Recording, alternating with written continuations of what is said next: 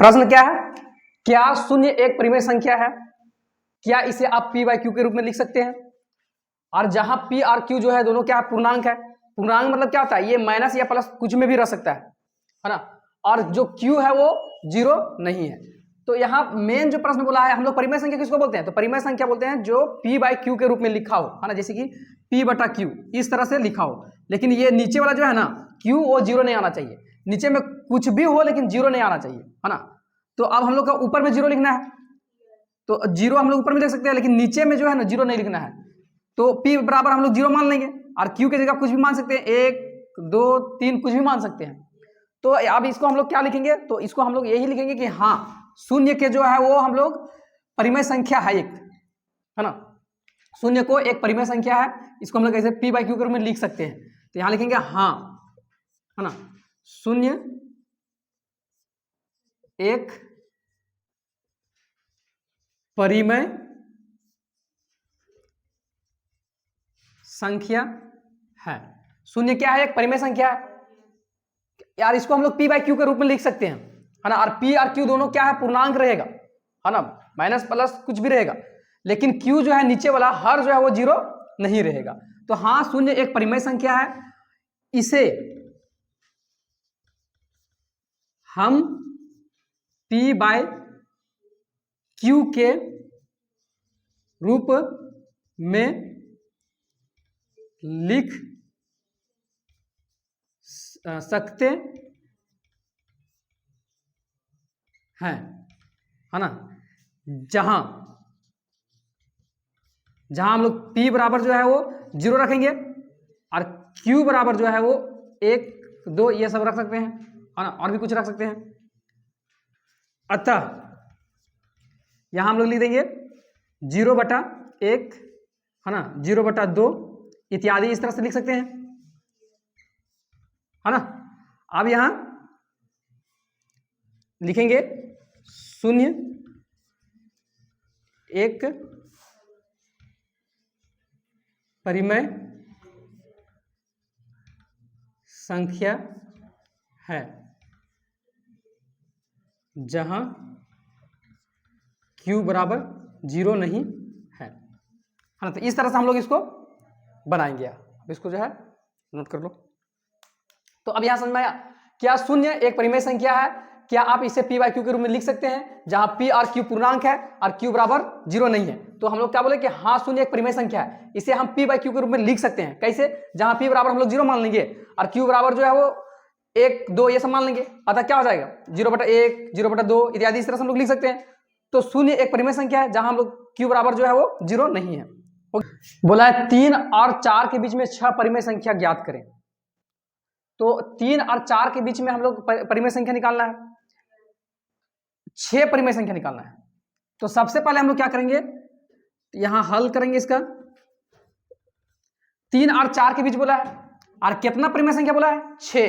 तो हम क्या करेंगे यहां कि सबसे पहले 3 गुने, है ना, 6 परिमेय संख्या बोला है ना, तो एक बढ़ा के ऊपर नीचे अंश और हर में गुना करेंगे, मतलब 7 से गुना करेंगे, ठीक है।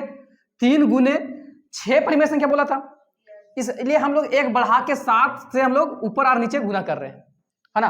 तो क्या हो जाएगा यहाँ 3 सते 21 और यहाँ 7 हो जाएगा, ठीक है।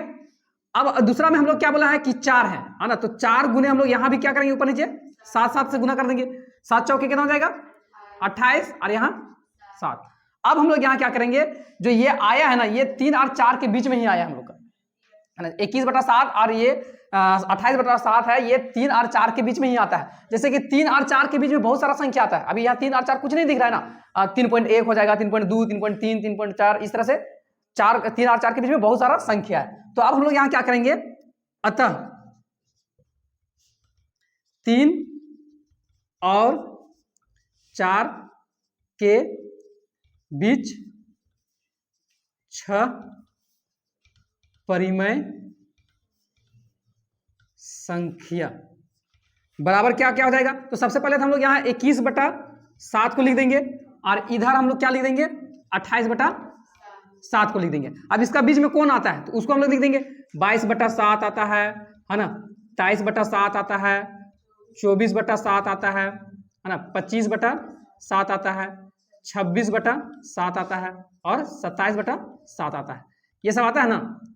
तो कौन कौन हो गया हम लोग का, यहां से लेके, है ना, ये 6 परिमेय संख्या बोला था, तो 6 यहां तक हो गया, है ना, 1 2 3 4 5 6, है ना, 22/7, 23/7, 24/7, 26, 27/7, तो ये 6 परिमेय संख्या हुआ, है ना।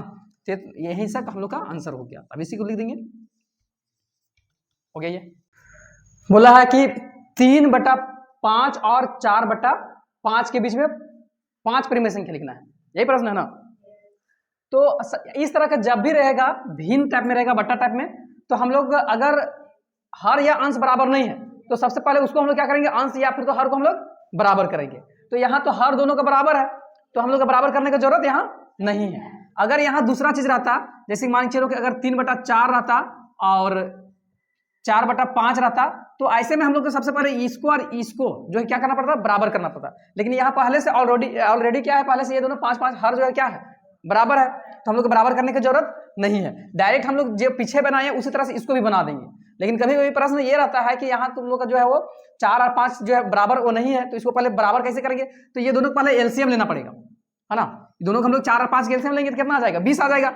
अब यहाँ क्या करना है, 3/4 लिखा हुआ है और यहाँ हम लोग कितना मतलब गुना करेंगे, है ना, कि कितना से हम लोग गुना करेंगे कि नीचे जो है क्या आना चाहिए, 20 आना चाहिए, है ना। तो यहाँ हम लोग 5 से गुना कर देंगे। अब नीचे 5 से गुना किए तो ऊपर में भी हम लोग को क्या करना पड़ेगा, 5 से गुना करना पड़ेगा। तो इस तरह से हम लोग हर को पहले बराबर करते हैं। तो ये प्रश्न अगर आएगा तो इस तरह देखेंगे, है ना। यहाँ तो पहले से हर जो है बराबर है, तो इसको उतना हम लोग नहीं लेंगे।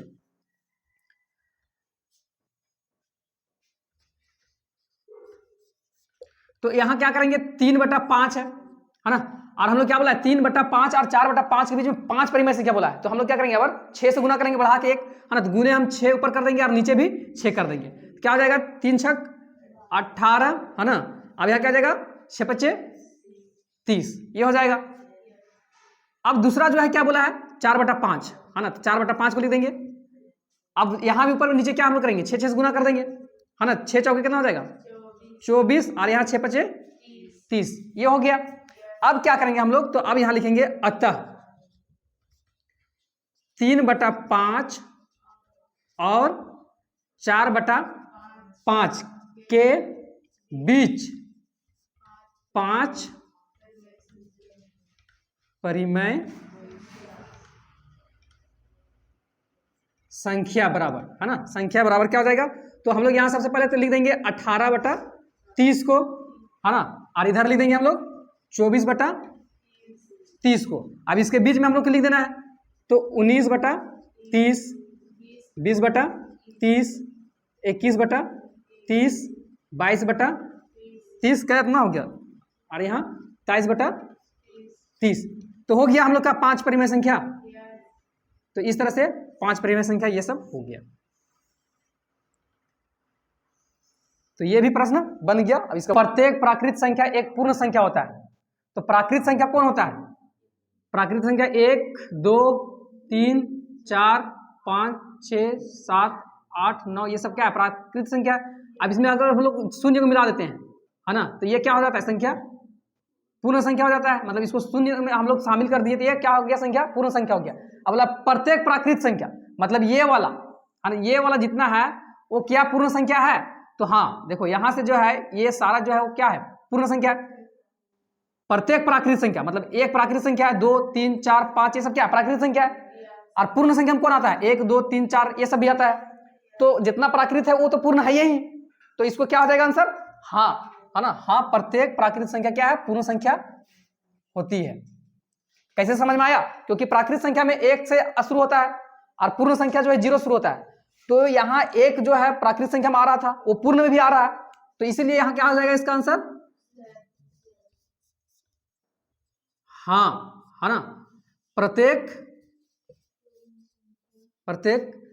प्राकृत संख्या, है ना, प्राकृत संख्या पूर्ण संख्या है, हो गया। दूसरा बोला कि प्रत्येक पूर्णांक एक पूर्ण संख्या है। तो पूर्णांक किसको बोलते हैं, जो माइनस प्लस में रहता है, जैसे कि -2 -3 या फिर तो 5 6, तो ये सब पूर्ण संख्या होगा। तो नहीं, पूर्ण संख्या में कौन आता है, 0 1 2 3 4 5 इस सब आता है। तो यहाँ तो ऋणात्मक नहीं होता है, तो अब यहां हम लोग इसको क्या लिखेंगे कि नहीं, है ना, नहीं ऋणात्मक संख्याएं पूर्ण संख्या नहीं होती है। जैसे में जो है ना, जैसे में हम लोग यहां लिख देंगे एक, जैसे -5 है ना, ये जो है वो पूर्ण संख्या नहीं होगा।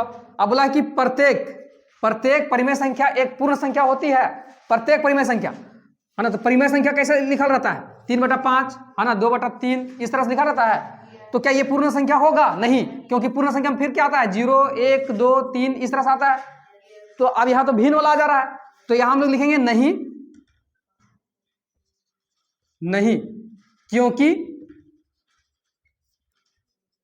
भिन्नात्मक, है ना, जो भिन्न वाला संख्या रहता है, भिन्नात्मक संख्या पूर्ण संख्या नहीं होती है। जैसे हम भी इसका लिख देंगे, जैसे 3/5 है ना, ये भिन्नात्मक संख्या है, भिन्नात्मक संख्या